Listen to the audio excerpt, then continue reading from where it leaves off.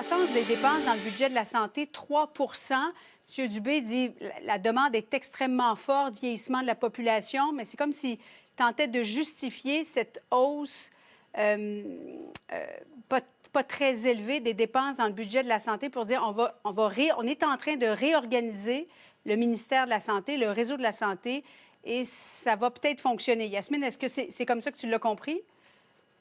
Ben, c'est parce que c'est pas très convaincant ce que nous dit M. Dubé. Il nous dit que les demandes explosent, que les Oui. personnes vieillissent, restent en vie plus longtemps, demandent que les dossiers sont plus compliqués, qu'on ne refuse personne aux urgences. Et en même temps, on nous dit qu'on augmente le budget de la santé juste de 3 alors que la demande explose. Nécessairement, puis on n'a pas besoin d'être comptable agréé pour ça.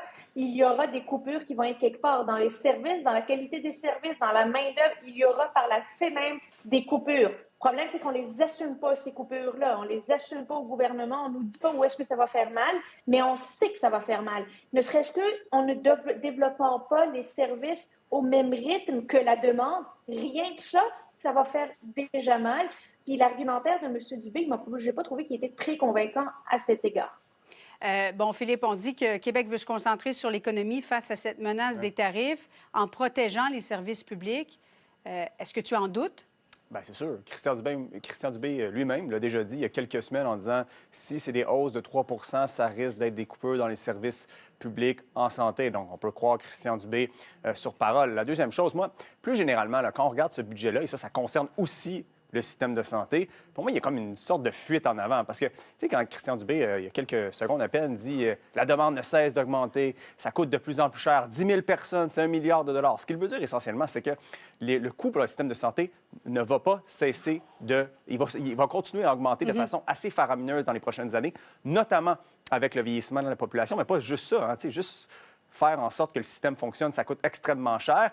Et donc, quand on regarde ça, puis on regarde le budget, puis là, on se dit, il n'y a pas véritablement de réflexion au gouvernement du Québec là-dessus. On repousse le problème par en avant en disant essentiellement, ça va coûter 3 d'augmentation à chaque année, mais on va maintenir le service. Fait que, on est vraiment un entre-deux. Puis c'est comme si on ne veut pas avoir ce début de réflexion à savoir est-ce que notre système de santé universel public est vraiment envisageable dans un horizon de 10, 20, 30 ans? Ça, c'est la vraie question fondamentale qu'à la fois le ministre Girard que Christian Dubé ne semble pas vouloir avoir comme réflexion. T'sais.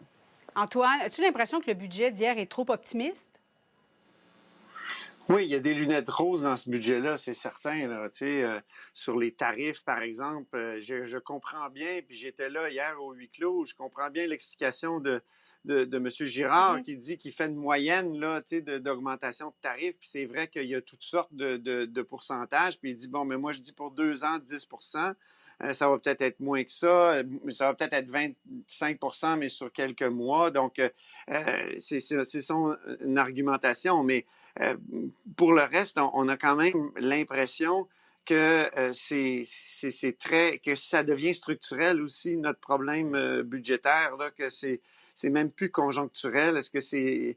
Donc, si on a 14 milliards de déficit, le vieillissement de la population, et moi, ce que je comprends pas pour revenir à la santé, c'est qu'à ce moment précis-là, on choisit de compliquer la structure.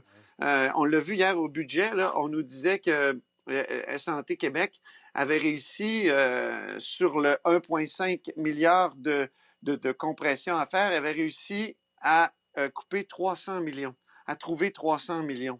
Mais là, Santé Québec a réagi ce matin en disant non, c'est 800. Là, je viens de voir le ministre qui reprend le chiffre de 800. C'est 800 ou 300. Oui, il y a une grosse différence. Comme disait Vincent Marissal ce matin, une chatte, il ne retrouverait pas ses petits. Là. Au moment où on aurait besoin probablement d'une direction claire. Puis d'ailleurs, est-ce que le ministre ne devrait pas carrément reprendre... le ministre est un élu aussi, alors que Mme Biron n'est pas élue. Là. Donc, quelqu'un de responsable qui s'occupe de ce grave problème-là. Puis je ne dis pas qu'il est facile, là. C'est vraiment un grave problème et c'est ça que j'ai trouvé inquiétant hier, en plus de la claque qu'on va recevoir de notre principal ancien allié et destinataire de nos importations. De nouveaux tarifs dans le secteur automobile. Oui. Philippe, tu voulais ajouter quelque chose? Antoine a dit quelque chose d'important. Là. Oui. La direction claire. Moi, quand je regarde ce budget-là, je me dis, il n'y a pas de direction claire. C'est un peu inconstant du côté de la CAQ dans environ tous les secteurs, notamment la voiture électrique. Là. Dans les dernières années, on nous a sommé d'acheter une voiture électrique. On nous a dit que c'est la meilleure chose sur la Terre. C'était central dans la décarbonation de l'économie de l'économie québécoise. Puis là, on enlève la subvention, puis là, on rajoute une imposition sur l'achat de voitures électriques, quand tu as une voiture électrique. Je veux dire, on s'y perd un peu, même sur le système de la santé, là.